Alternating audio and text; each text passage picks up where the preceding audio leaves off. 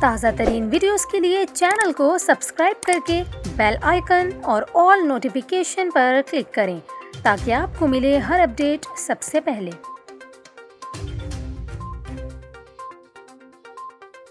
اور ابھی آپ کو اپڈیٹ کریں، اسلام آباد میں طوفانی بارش کے باعث شہر میں سیلابی صورتحال پیدا ہو گئی۔ وفاقی دارالحکومت اسلام آباد میں بادل کھل کر برس پڑے۔ طوفانی بارش نے جل تھل ایک کر دیا اور شدید بارش کے باعث گرمی کی شدت بھی کم ہو گئی۔ محکمہ موسمیات کا یہ کہنا ہے کہ آئندہ 2 روز تک اسلام آباد میں مطلع جزوی ابرآلود رہنے کے علاوہ تیز ہواؤں اور گرج چمک کے ساتھ بارش کی بھی توقع ہے۔ محکمہ موسمیات کے مطابق پری مونسون بارشوں کی وجہ سے جڑواں شہروں اسلام آباد اور راولپنڈی کے شہری علاقوں میں سیلاب آنے کا خدشہ ہے۔ دوسری جانب بلوچستان کے علاقے کوہلو میں گزشتہ شام سے رات گئے تک مختلف علاقوں میں موسلادھار بارش ہوئی۔ تحصیل ماوند اور گرد و نواح کے پہاڑی علاقوں میں بارشوں سے ندی نالوں میں سیلابی صورتحال پیدا ہو گئی۔